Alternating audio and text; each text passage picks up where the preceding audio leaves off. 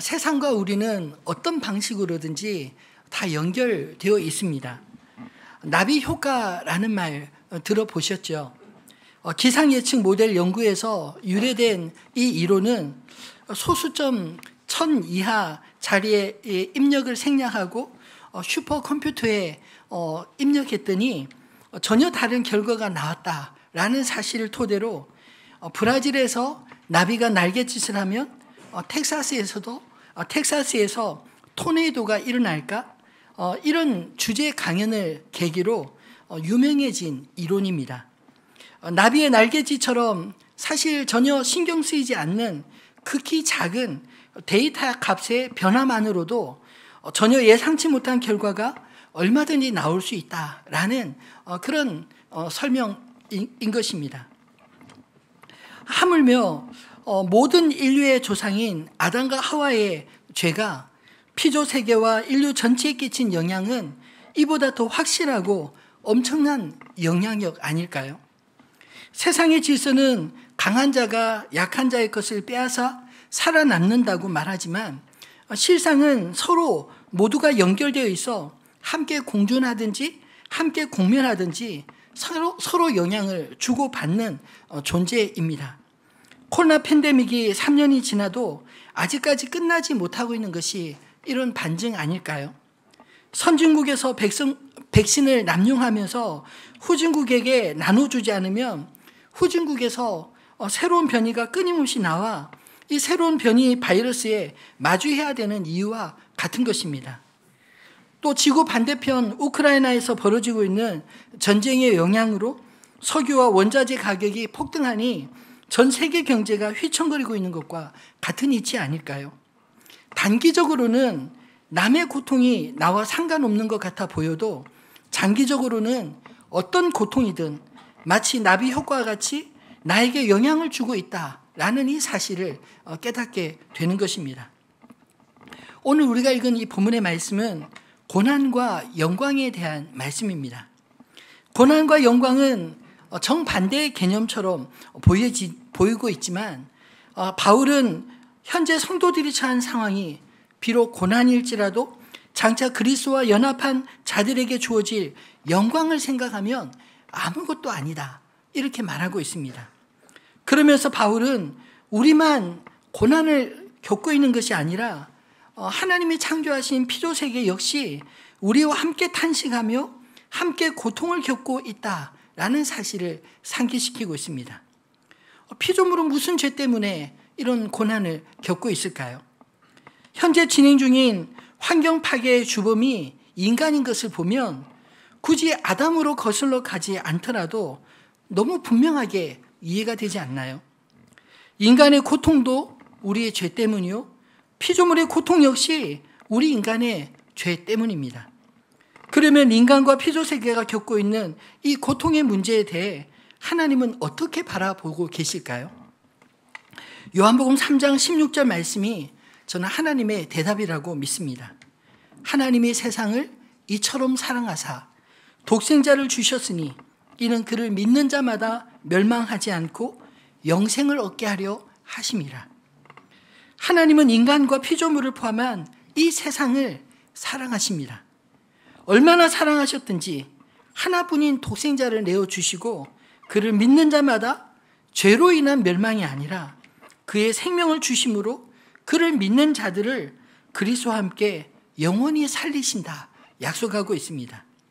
그런 이유로 오늘 말씀은 현재 우리가 겪고 있는 고난을 이야기할 뿐만 아니라 장차 우리에게 나타날 하나님의 영광을 말씀하는 게 아닐까요? 비록 죄로 오염된 세상에서 성도와 피조물이 함께 고통받고 있지만 그 고통에서 구원하실 그날을 함께 바라고 기다리는 소망을 노래하고 있습니다. 바라기는 오늘 말씀을 통해 우리가 겪고 있는 고통의 이해가 성장하고 변화될 수 있기를 소망합니다. 세상에 나만 고통을 당하고 있다 이렇게 결코 생각하지 마십시오. 우리가 편하자고 만든 것들이 피조세계를 얼마나 고통스럽게 만들었는지 생각하고 또 내 안에 숨기고 싶은 죄성으로 얼마나 많은 고통들이 재생산되고 있는지 오히려 우리 자신들을 돌아봐야 하지 않을까요? 비록 우리가 육신을 입고 살아가는 동안 완전한 구원을 경험하지 못할지라도 궁극적으로 우리 안에 회복될 에덴, 하나님의 나라를 함께 꿈꿀 수 있기를 소망합니다. 피조물조차 하나님의 아들들이 나타나는 것을 고대한다고 하는데, 하나님께서 하나님의 자녀들의 탄식과 고통을 끝나게 하신 날, 하나님이 지으신 피조세계와 하나님의 자녀들이 함께 영광의 자유에 이르게 될 그날을 소망하며 기다리는 저와 여러분 되기를 소망합니다. 그렇다면 하나님의 자녀로서 그 영광의 자유를 얻기 위해 성도는 그동안 무엇을 해야 할까요? 하나님의 자녀에게 주어질 영광의 자유에 이르려면 먼저 두 가지가 충족되어야 한다고 말씀합니다. 그 첫 번째가 현재의 고난에 동참하는 태도입니다. 왜냐하면 그리스도께서도 이 땅에서 고난을 받으셨기 때문이죠. 바울은 앞에서 17절에 성도들이 그리스도와 함께 고난받을 것을 이렇게 말씀하고 있습니다. 자녀이면 또한 상속자, 곧 하나님의 상속자요 그리스도와 함께한 상속자니 우리가 그와 함께 영광을 받기 위하여 고난도 함께 받아야 할 것이니라. 함께 영광을 받기 위해 고난도 함께 받는다. 이 말씀은 우리를 그리스도와 함께하는 존재로 하나님께서 인정하신다. 이런 말씀 아닌가요? 이 사실을 깊이 깨달았던 초대교회 성도들은 핍박과 순교조차 두려워하지 않았습니다. 예수님을 믿는 것은 그와 같이 되는 것을 알았기에 그 어떤 협박도 그들의 믿음을 빼앗을 수 없었기 때문입니다. 그들의 마음을 악한 현실에 두지 않고 새 생명 주신 하나님께 두었기 때문에 그런 담대함이 있었던 게 아닐까요?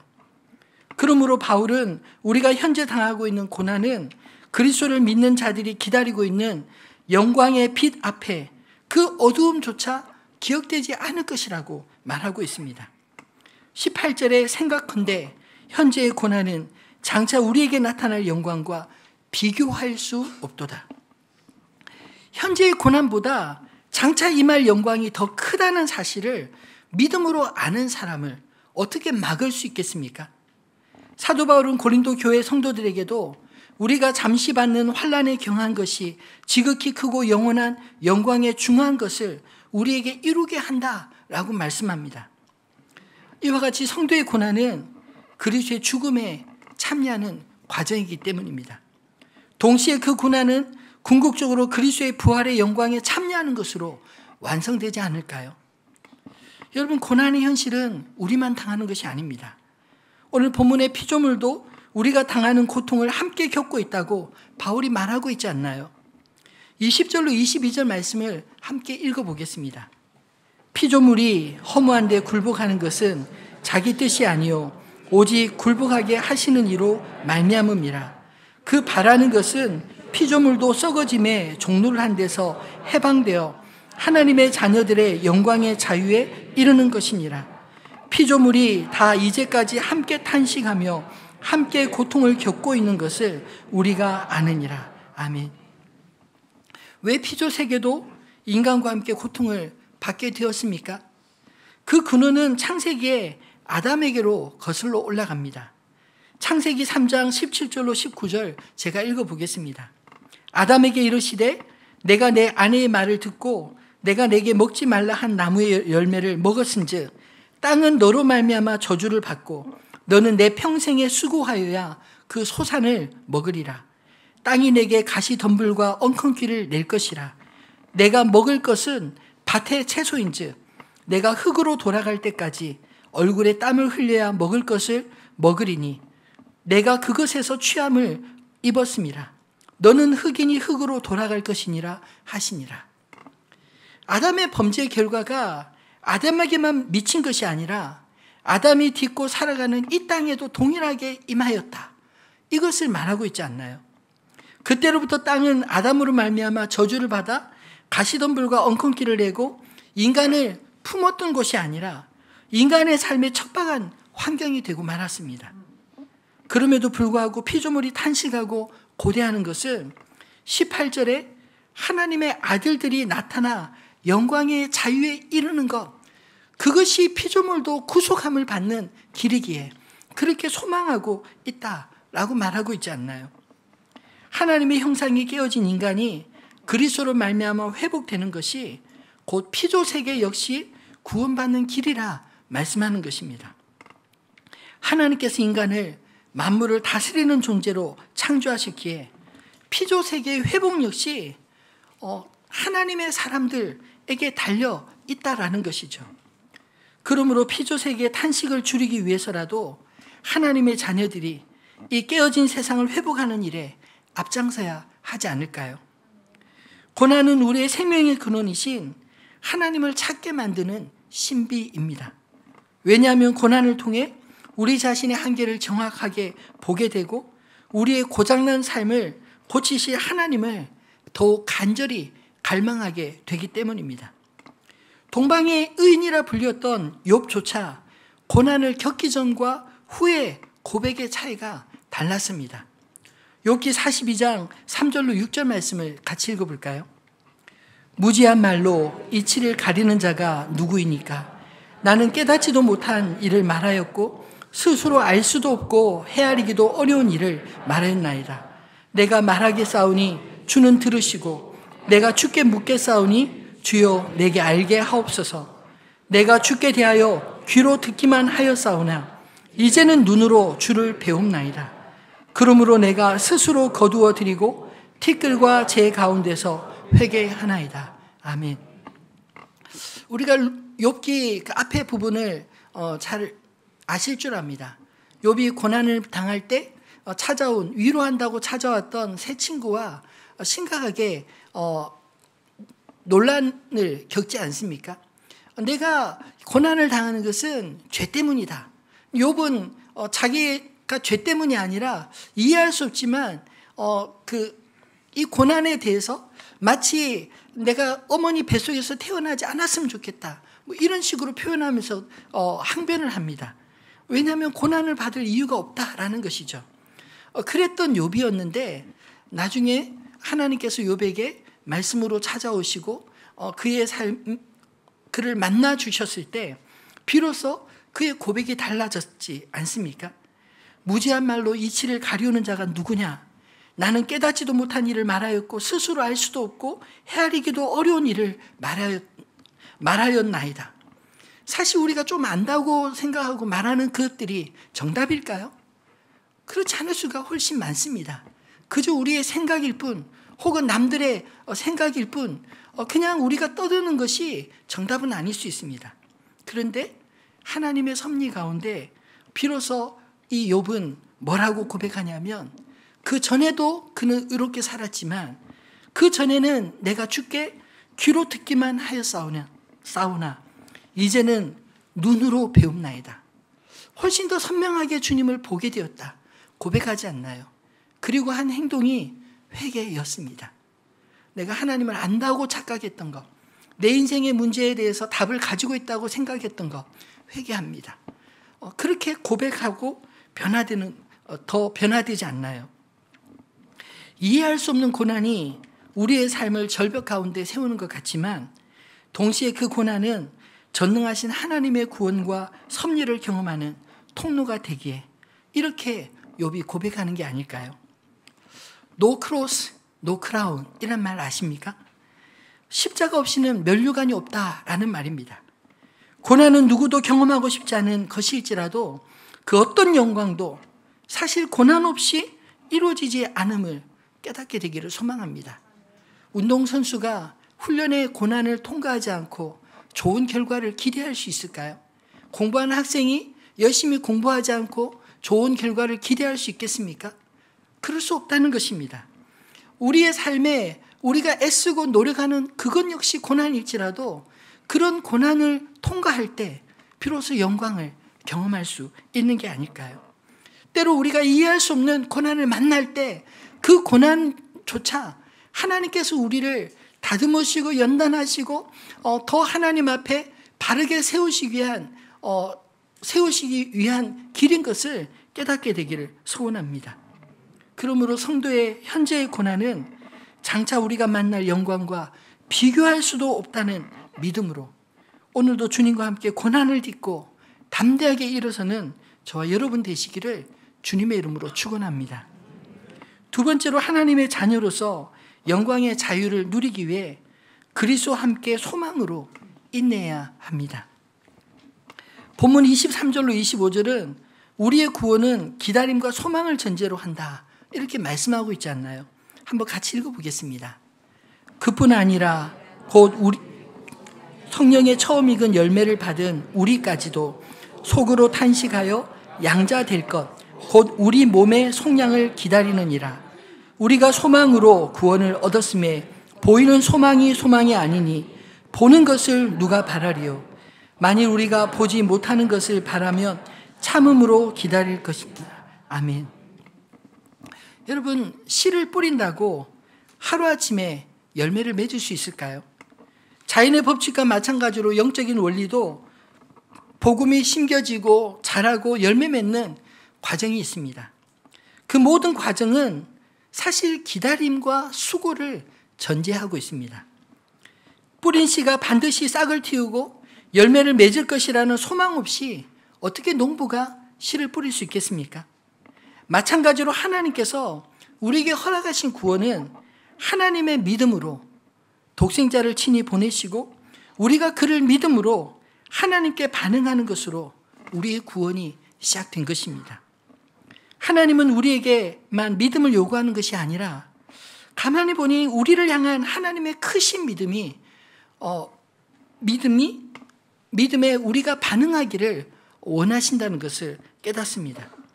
마치 탕자의 비유에서 아버지가 둘째 아들이 돌아올 것을 믿고 보내는 것과 같은 이치 아닐까요? 이 믿음은 반드시 기다림이 있습니다. 여러분, 기다림 없는 영광이 있을까요? 기다림 없는 영광은 요행일 뿐입니다. 하나님도 우리의 구원을 이루시기 위해 오랜 시간 기다리셨습니다. 아담의 타락 이후 또 노아를 통해 경건한 한 가정으로 생명을 보존케 하셨습니다.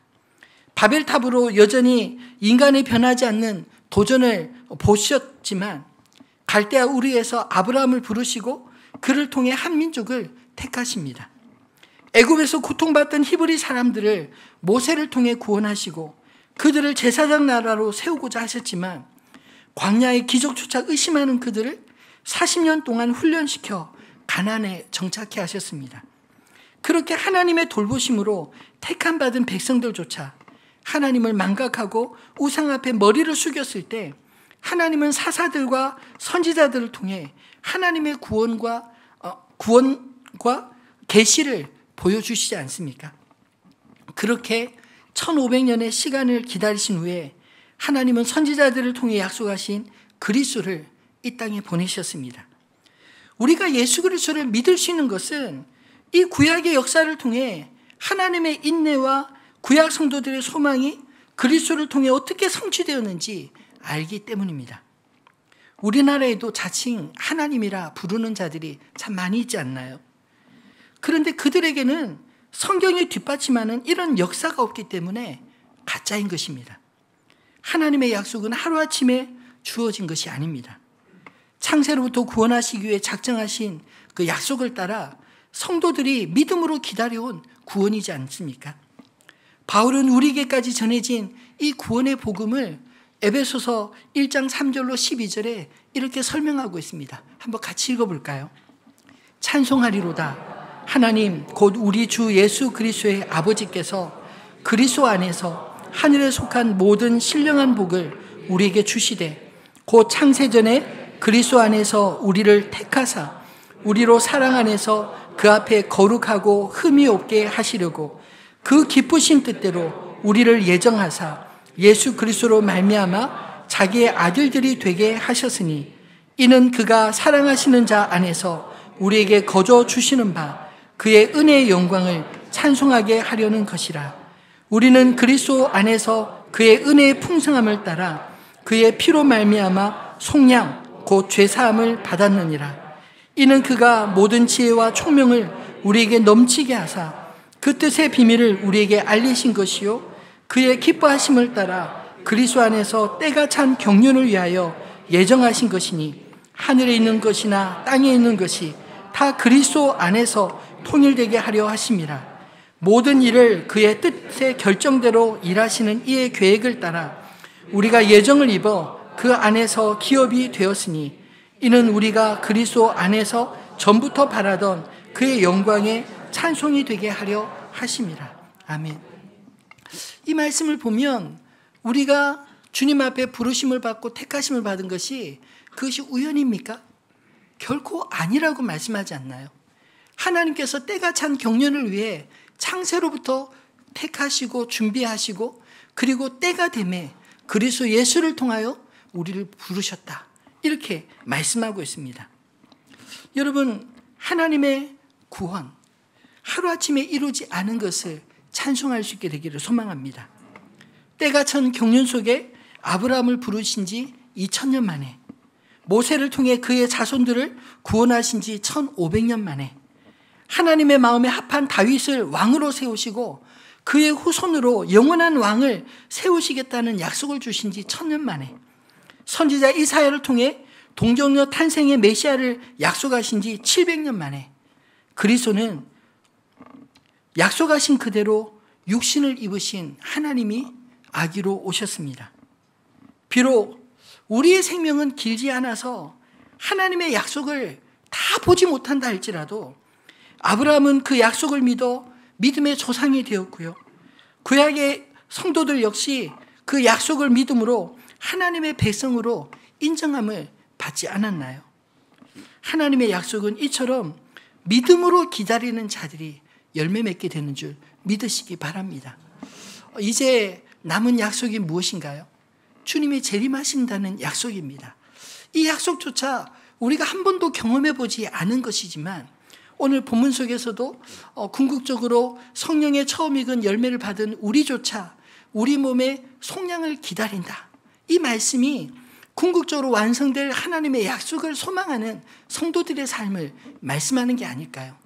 피조 세계가 이렇게 엉망진창이 되었지만 그럼에도 불구하고 이 피조 세계 역시 하나님의 아들들이 나타나며 영광의 자유에 이르는 것을 기다리고 있다라고 말하고 있지 않습니까? 이처럼 저와 여러분 하나님의 자녀들은 자녀들 안에 이 기다림이 인내로 열매 맺어지는 은혜가 있기를 소망합니다. 하나님도 기다리시고 그리고 우리도 기다리고 피조물도 기다리는 이 궁극의 구원이 우리 안에 반드시 이루어지고 그리고 이 땅에서도 우리 믿음의 사람들 통해 하나님의 나라를 경험하게 하시는 이 놀라운 일에 저 여러분이 아름답게 반응할 수 있기를 주님의 이름으로 축원합니다. 말씀을 맺겠습니다. 여러분, 하나님의 자녀로 산다는 것 무엇을 의미할까요? 하나님을 아버지라 부를 수 있게 됐다는 것 아니겠습니까? 내 인생의 배경이 다른 것들이 아니라 내 지식과 학력과 직장이 아니라 하나님이 내 아버지시다. 하나님 내 인생의 배경이시다. 이런 믿음이 저와 여러분 안에 있기를 소망합니다. 하나님을 아버지로 온전히 신뢰한다면 우리는 어떻게 살게 될까요? 우리의 삶의 모든 문제들을 하나님께 가지고 나아가 아뢰며 아버지의 뜻을 구하지 않으시겠습니까? 내가 하나님께 구하기 전에는 나의 사사로운 문제일지 모르지만 우리가 하나님 아버지께 내 인생의 문제를 아뢰고 기도하면서부터 이제는 나의 문제만 아니라 하나님 아버지의 문제가 되지 않나요? 왜냐하면 하나님의 자녀라면 우리 하나님의 자녀의 문제는 하나님 아버지의 문제이기도 한 것입니다. 적어도 하나님을 아버지라 부르며 사는 하나님의 자녀라면 이 세상에 기죽지 말고 믿음으로 살아나가시기를 주님의 이름으로 축원합니다. 그 믿음이 우리를 주님과 동행하며 주님을 경험하는 통로가 되지 않겠습니까? 하나님의 자녀이기에 우리는 이 세상의 소망인 것입니다. 하나님의 구원은 육신의 속량을 기다리는 우리뿐 아니라 피조물조차 고대한다라고 말하고 있지 않나요? 하나님의 아들들이 그 권세를 회복하는 모습 상상해 보십시오. 예수님도 하나님의 자녀들이 이 땅에서 어떤 존재로 살아야 하는지 마태복음 5장 13절로 16절에 이렇게 말씀하고 있습니다. 함께 읽어볼까요? 너희는 세상의 소금이니 그 맛을 잃으면 무엇으로 짜게 하리요? 후에는 아무 쓸데없어 다만 밖에 버려져 사람에게 밟힐 뿐이니라. 너희는 세상의 빛이라. 산 위에 있는 동네가 숨겨지지 못할 것이요 사람이 등불을 켜서 말 아래 두지 아니하고 등경 위에 두나니 이러므로 집안 모든 사람에게 비치느니라.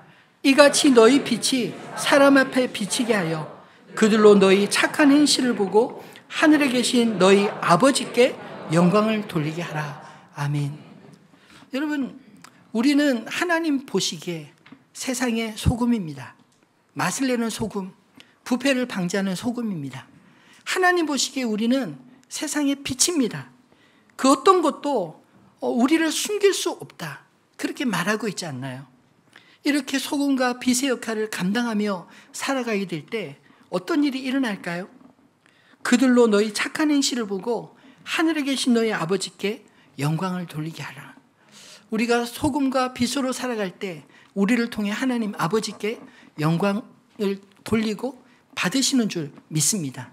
사실은 그 영광을 돌리게 하라라는 표현의 주체가 우리가 아니라 하나님을 알지 못하는 세상이 우리를 통해 하나님을 바라보고 하나님께 돌아오라 라고 말씀하는 게 아닐까요? 저 여러분은 그런 의미에서 이 세상의 소망이라고 믿습니다. 하나님 아버지의 소망이요 세상의 소망으로 살아가는 저와 여러분 되시기를 우리 주님의 이름으로 축원합니다.